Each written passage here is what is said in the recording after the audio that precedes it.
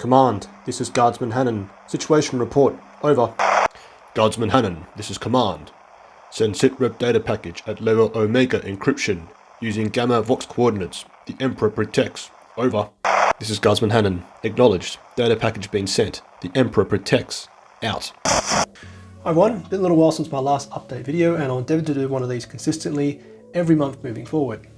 So starting with a hobby aspect, most recent finished miniatures are two Custodes Shieldbite Captains. These two characters will appear in a mixed Custodes Catechin Jungle Fighters list that I'll be using in a tournament at the end of the month. If you want to see how I did in a previous tournament, you can check out this video here. Next is I finally finished painting some GW terrain pieces, and this is all in the effort of doing my own home battle report one day. So obviously you can see these two, these ruins, but then I've also finished this fuel canister and also some of the pipe work as well. There's still a couple more to go. If you see my band blade magnetization video, you know how much I love magnetizing. I actually magnetize these as well, so keep these quite nice and sturdy when they're on the tabletop, because otherwise they're quite easy to move around because they're obviously quite fragile and small, or aren't stuck in place. So definitely enjoy doing that, and obviously it's nice to be able to paint something different as opposed to always stuck painting hordes of infantry. Not that there's anything wrong with that. Another random one I've been working on is actually adding value to my miniatures, and that's a joke if you don't understand what I'm saying, but basically putting penny coins at the bottom of all my guardsmen. So as you probably know, when you play, they're very light and it's easy to push them around. So with the penny coins in there, they are a bit more sturdy on the tabletop. Next is a very special feature in partnership with versatileterrain.co.uk. A British business, they produce nameplates and can be customised to whatever you'd like. They ship globally with very reasonable shipping costs and can fit to all base shapes and sizes. I provide all types of different styles and different font types as well. An absolutely great way to truly customise your miniatures and bring some really powerful storytelling to your army. Their web address and Instagram account is below in the description, and I thoroughly encourage you to check out their website, or even just follow them on Instagram.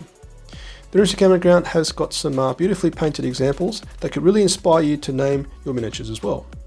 So what have I got from Versatile Terrain? Nameplates for all my Patreons.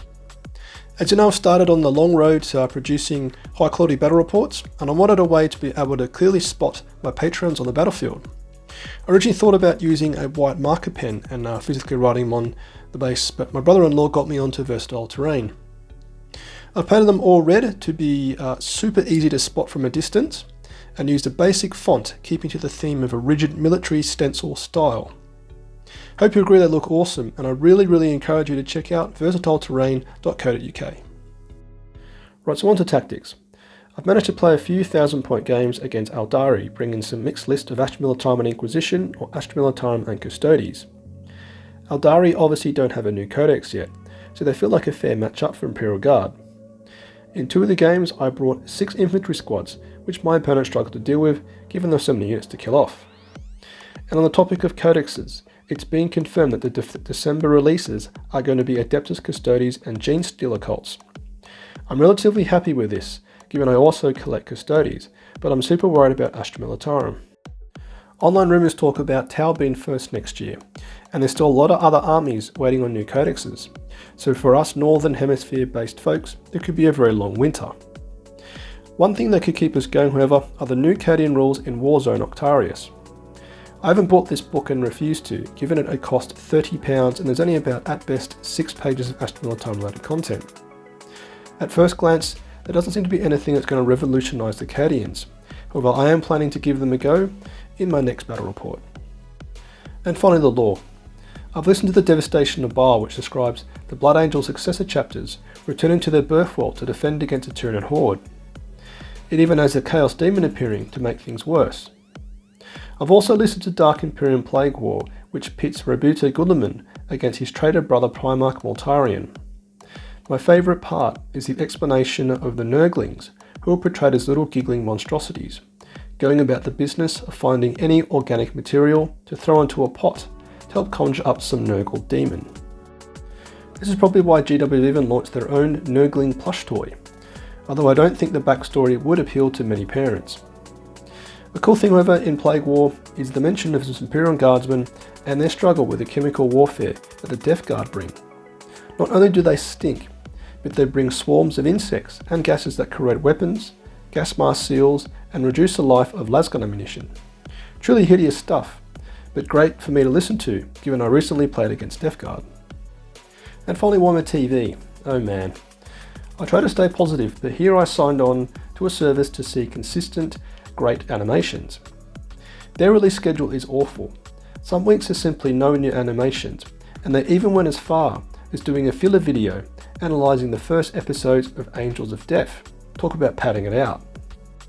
For me, the fact they brought up the creators of Hell's Reach and Astartes kind of tells me they don't actually have that much animation resource themselves.